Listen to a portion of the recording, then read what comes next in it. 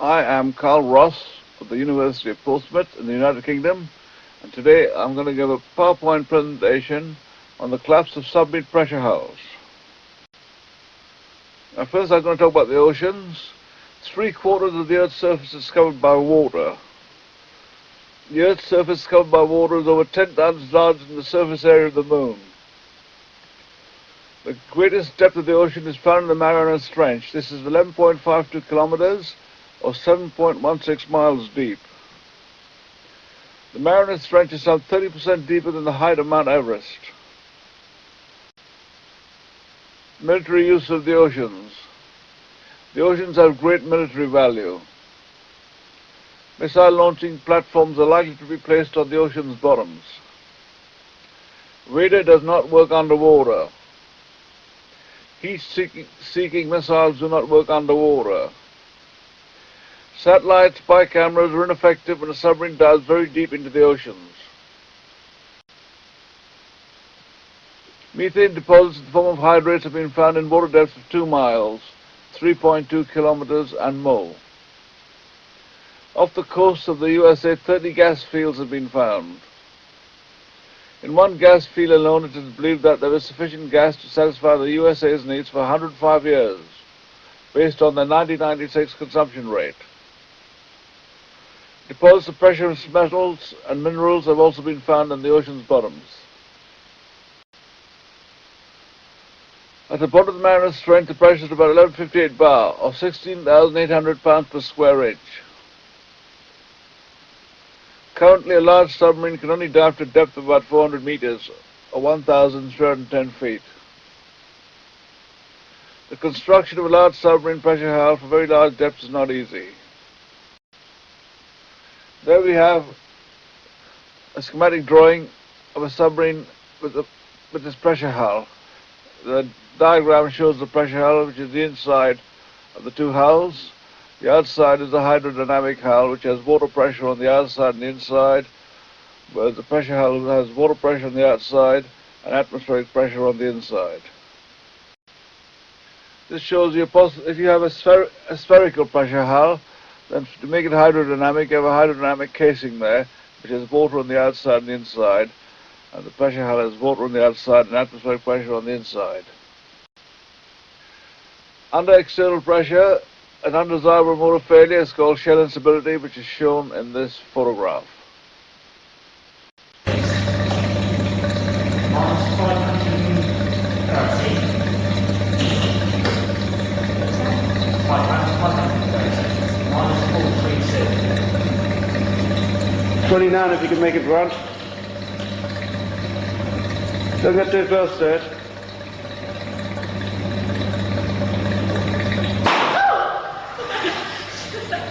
Brilliant! That was look at that. I think that it just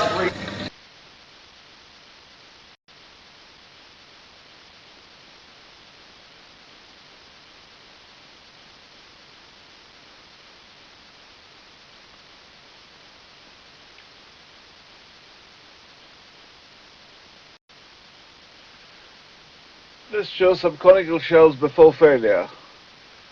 There are two big ring stiffens there. It was intended that the vessels would buckle in the middle bays, but in actual fact they first collapsed by axisymmetric deformation in the bottom end bays, because the diameter was so large there.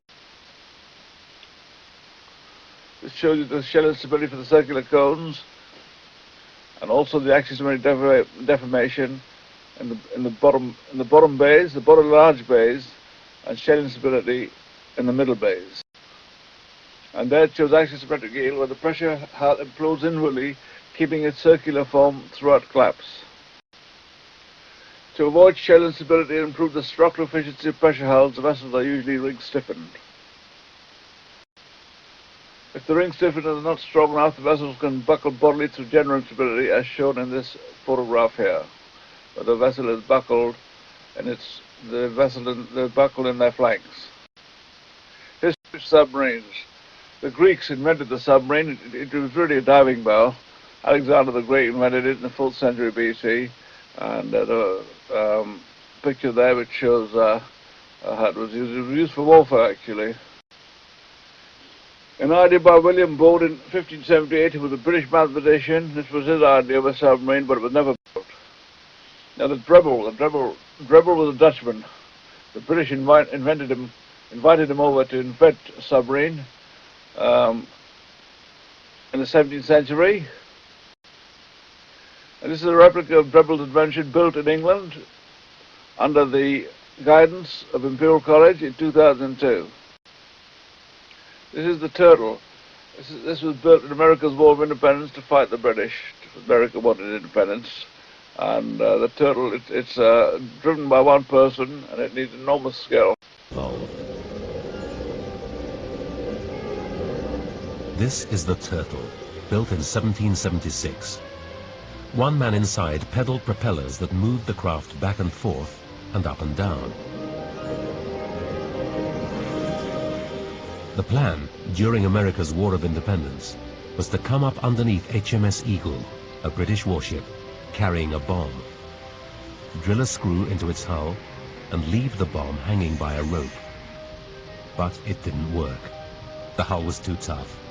The drill wouldn't go in, and the man in the Turtle, now running out of air, had to pedal away. Finding enough power to stay underwater long enough had always been the Navy's problem. This is the Holland, built by John Holland, an Irish-American school teacher. At the end of the 19th century, he designed it. He went to America to build it there. He built a few there.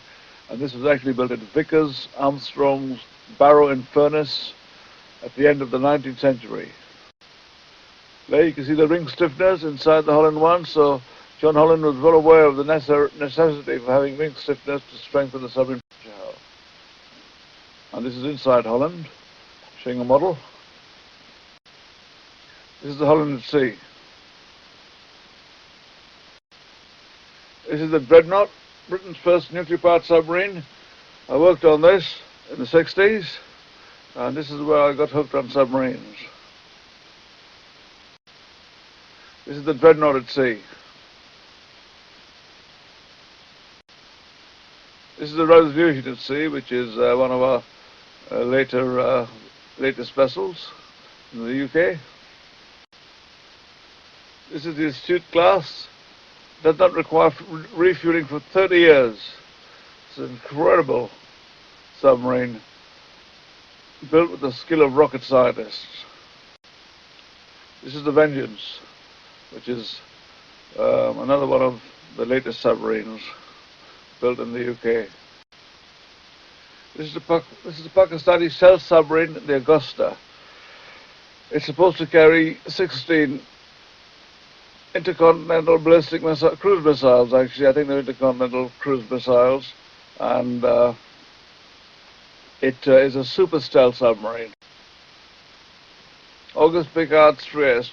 On the 23rd of January 1960, Pickard conquered the Mariana Trench, which is a submarine of Trieste 1.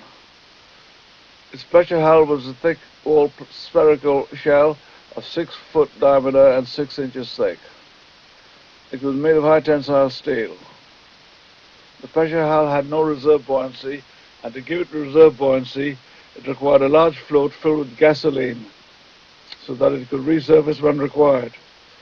Gasoline is called petrol in Britain. And there's the Trieste. You can see the 11 compartments with gasoline tanks.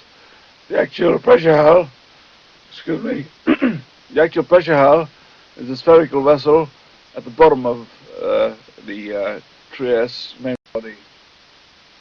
There's the Trieste. There's the Trieste at sea. And there you can see the pressure hull, which is the spherical vessel on the bottom there. Its external diameter is about 7 feet. You can see a man there standing there about 6 foot tall. That gives you an indication of the size of the pressure hull. And 2 men had to get in there, and they were Jack Pickard, August Pickard's son, and Lieutenant Donald Walsh of the US Navy. And there they are prior to their record-breaking diving depth. The Mariana Trench and Challenger Deep. Pacific Ocean. It lies just over 300 kilometers southwest of the US territory of Guam and is almost 11 kilometers straight down. He spent the last 30 years building remotely operated deep-sea vehicles called ROVs. But even he's never developed a machine that can survive Earth's deepest reaches until now. It's finally time to put 80 years of hard work and design to the test. No, I'm good. I'm exhausted, tired, hungry, hot. I can't sleep any more than a couple of hours. I'm too wound up. Andy's feelings are shared across a team of some 20 engineers. From Woods Hole, Johns Hopkins University, and the US Navy, each has contributed expertise to the specialized components of Nereus. Its twin yellow hulls take care of flotation. Beneath each hull, pressure-tested ceramic housings protect its electronic brains. Behind these, twin housings hold its battery-powered heart. At its center and stern, thrusters move Nereus forward, up, and down. At its bow, an array of LED lights and video cameras to capture live action. And a highly maneuverable manipulator arm can place samples into the vehicle's biobox and bring them back from the deep.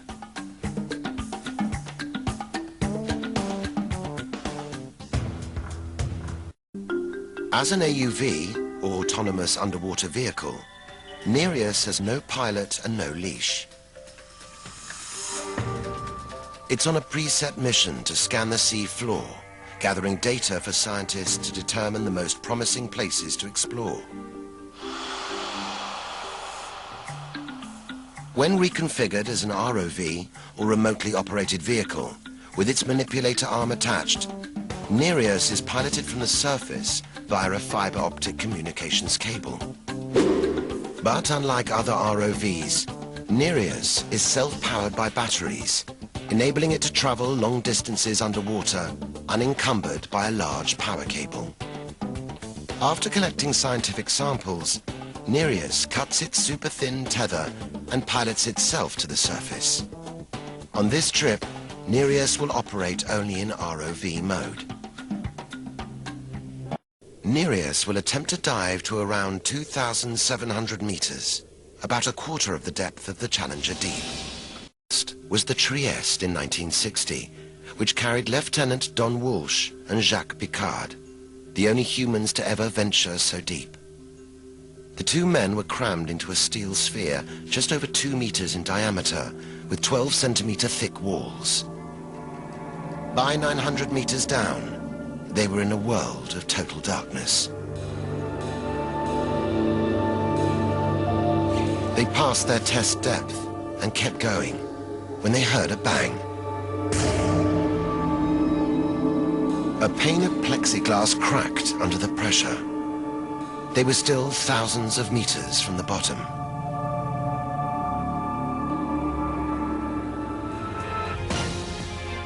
"50 years later, will Nereus suffer the same fate?"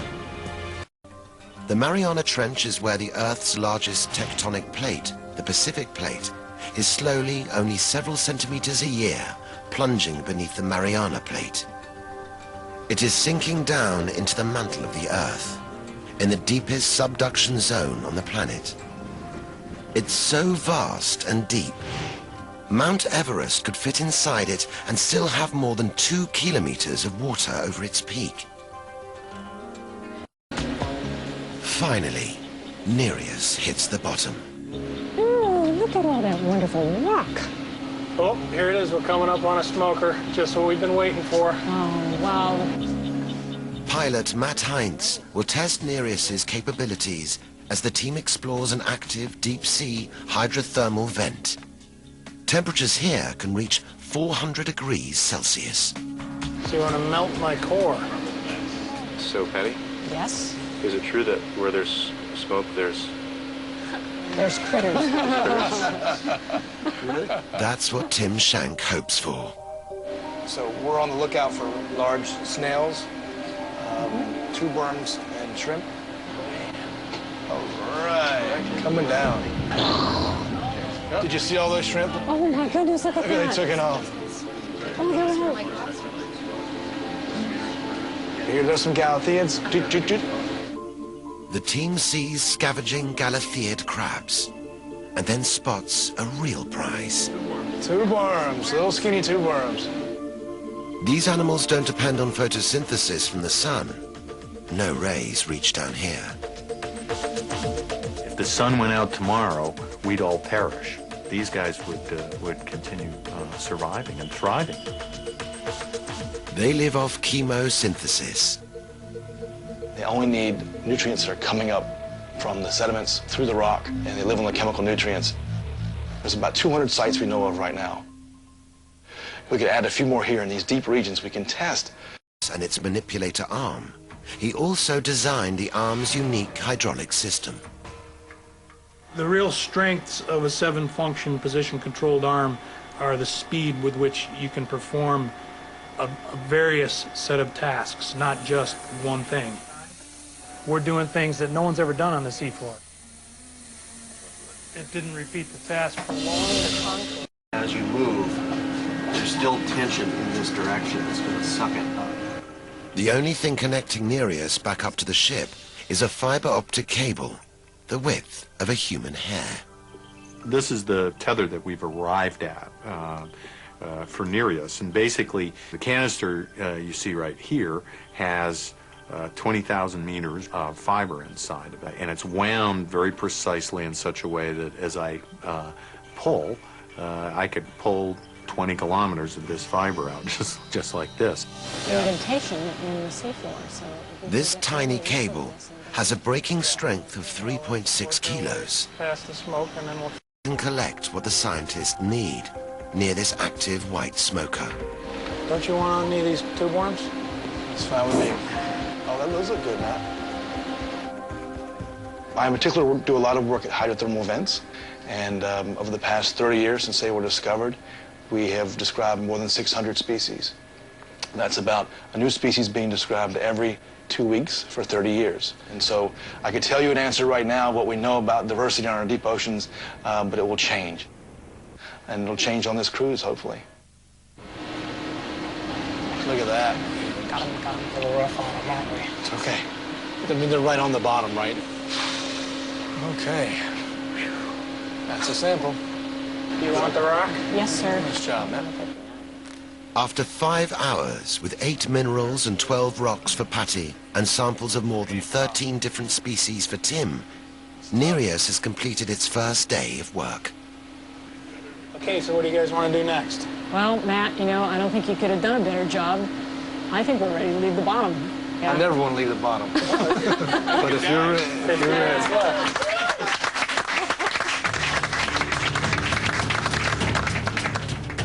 Now, Nereus has to cut its tether, drop weights, and carry its precious cargo back to the ship, completely on its own.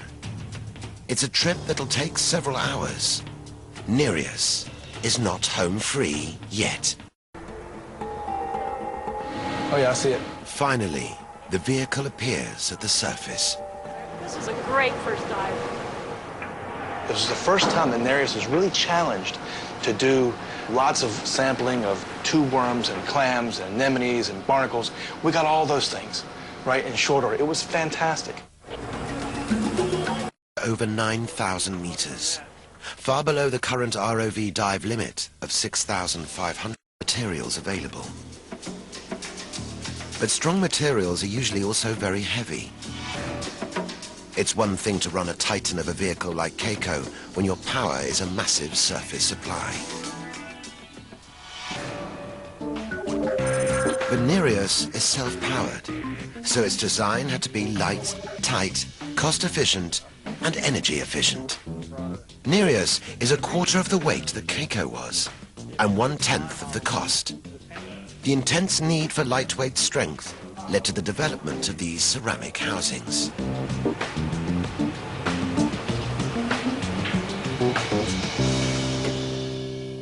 This is the ceramic that we're using. All of the vehicle's functions, the hydraulic controls, the thruster controls, cameras, all of our electronic communications live inside these ceramic pressure vessels. They were pressure tested extensively in the lab 3 years ago.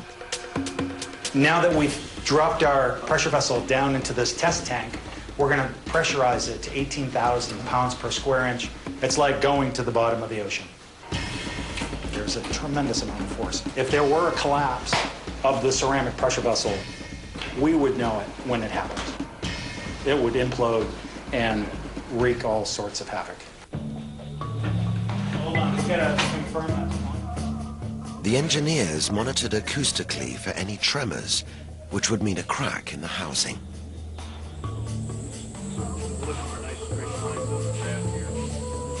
To get to the depth that we're going, we're pumping about 12 gallons of additional water into that tube, and it's compressing the water. I mean, that's essentially what these pumps are doing. Each one of those strokes you hear is probably about a teaspoon of water getting forced in to that chamber. So if you go twice as deep as the Titanic, you have twice as much pressure. And we're going more than 3 times the depth of the Titanic. Balance rate. Yeah. 18,000 psi. But the housing held. It's in one piece. That's what we like. A huge relief for the team. On the planet that can do this. Nearing the bottom, with a pressure at over 1 ton per square centimetre, Nereus continues to perform flawlessly. Definitely. That makes me happy. Should be starting to see it now. Yeah, 3 meters off.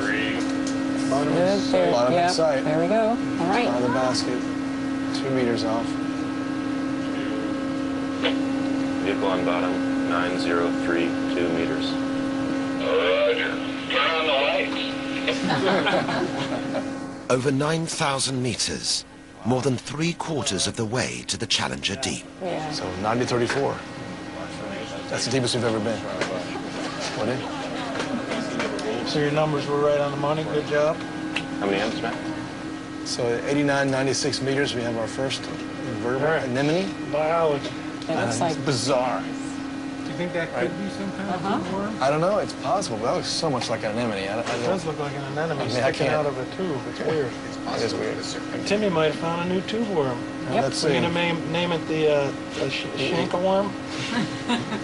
Nereusii. Nereusii. There you go. Huh? Tim suspects that this stalked anemone is a new species. Got the whole thing. All right, that That's fantastic. It ain't in the box. Quiet. Critter coming home. Did you see that anemone? Close the box. Quiet.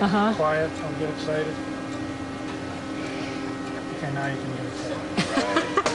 Hey, Matt. Okay, we have a 9-kilometer sample. Yeah, and this is another one, right? That looks a little different. It does look different. It's I think you pulled should in. pick up that rock, Matt. Probably get tighter.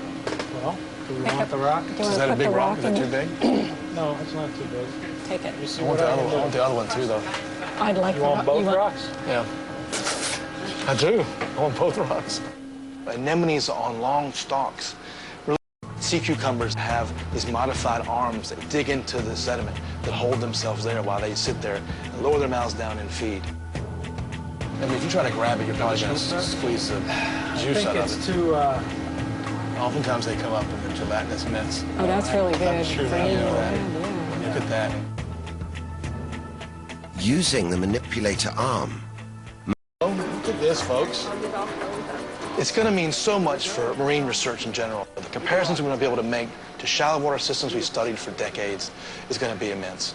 There we go. Soft. With the rock attached. With the face. Beautiful sample. Look at that. This box keeps on giving, huh? There we go. How about that guy? Beautiful. It's actually feathery, this tube. You know that?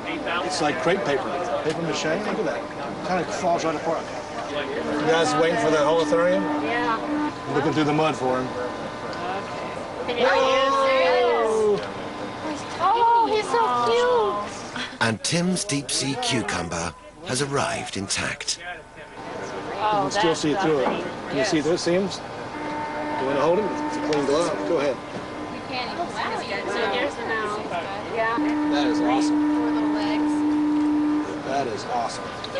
Working with Patty has been great, and it's very synergistic in that she wants to understand the formative processes that make the part of the ocean,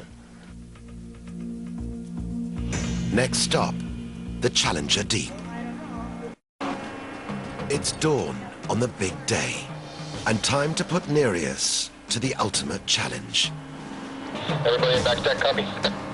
Back deck copy. Chief Mate, we are coming ahead at 0.1. You're clear to launch. Roger. Here we go. All right, go down.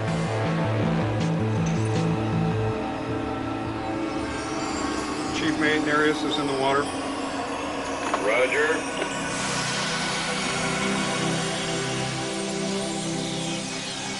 Eight hours later, anticipation mounts as Nereus inches closer and closer to the bottom of the world.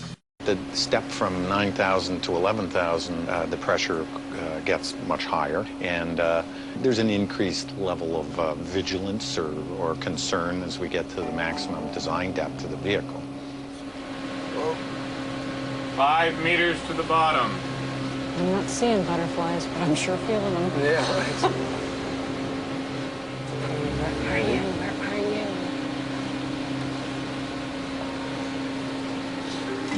Shadow. In sight. Oh, bottom's in sight. So we got the bottom. Oh, jeez.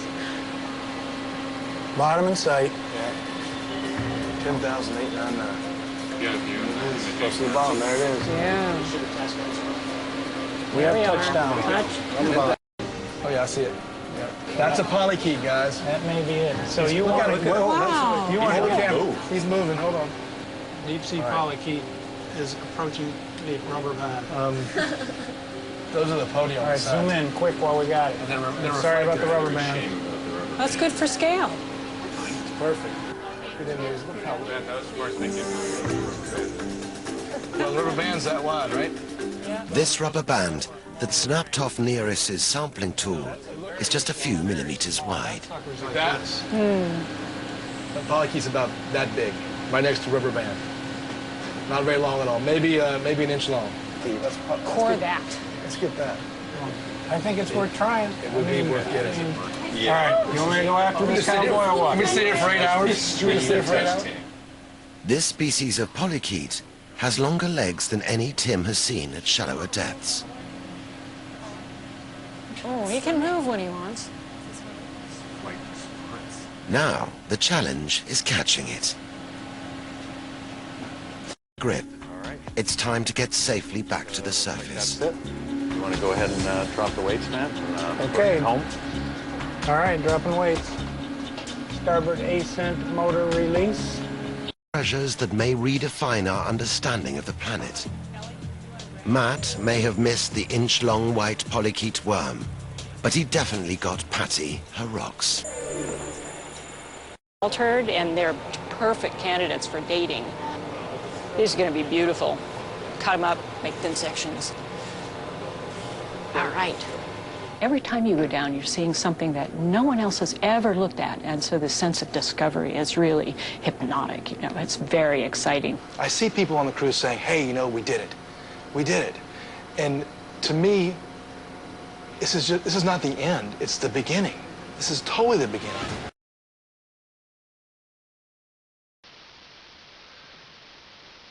Underwater hotel near the Bahamas. $1,500 room per night. A room in the underwater hotel near the Bahamas. This is the underwater hotel near Dubai. It's actually been built. It's 27 acres. Enclosures. This shows 10 hemi-ellipsoidal domes, which were supplied by Ministry of Defence. And we researched on this for many years. We've still got a few left, and we hope to continue to do research with these. The buckling of an oblate dome under uniform external pressure. Buckling of a prolate dome under uniform external pressure. This collapses in the flank, just like a cylinder does. And a hemispherical dome also collapses in the flank, like a cylinder. In the past, it was thought that it would collapse with the top, the nose at the top, denting inwards like an oblate dome, but we found at post-myth that they don't collapse like that. They collapse by lower buckling. And many eminent scientists believe that there are 10 1,000 billion tons of methane buried under the seafloors in the ocean deep. Much of this methane is frozen. If this methane is distributed equally among all people on Earth, each one of us will get a 1,670 ton chunk of methane, which on current UK prices will be worth about 1,250,000 per person. That's man, woman and child, not for family, but per person, man, woman and child on Earth. Many eminent scientists believe that the temperature of the oceans has increased by about 0.5 degrees C to 1 degree C since 1960. If global warming continues, the seas will continue to warm up. If the temperature of the seas gets sufficiently high, the frozen methane can evaporate and catch alight. A gas field that catches light can burn for about 100 years or more.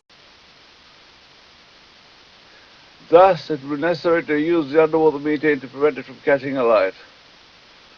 The methane can be collected by drilling a hole into the reservoir containing methane gas and sucking the gas out, as shown by the next slide, which is a section of the Blake Ridge off the coast of USA.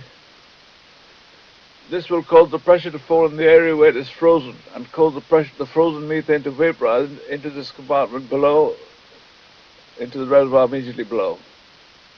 The process can be repeated until all the frozen methane from the compartment above has eventually vaporized into the reservoir below. This shows a drawing of the methane collection will be made. MBSF, that's the meters below sea flow. The methane hydrate is in the middle of that section, soil on the top, methane gas down the bottom. What I propose is we go under the methane hydrate and suck from underneath, and it'll vaporize, and then we could get to the surface. Now the map shows that the USA and Japan are searching for stores of the deep sea gas, but not Europe. See, all around America, you can see they've been discovering methane hydrates, and all around Japan. Not much in Europe. Now here we have water ice and methane hydrate. Used to compare the strengths of water ice and methane hydrate, a sample containing both was subjected to axial stress from a piston inside a cryogenic container about 25 millimeters in diameter.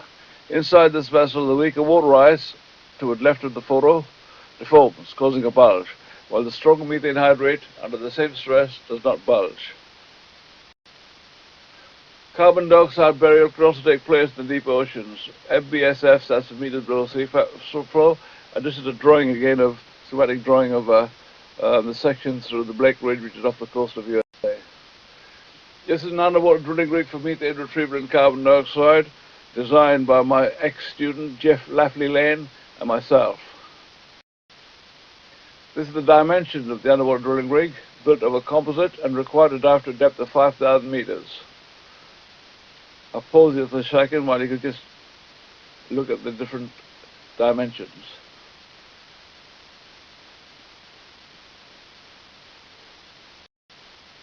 This is the layout of the rig.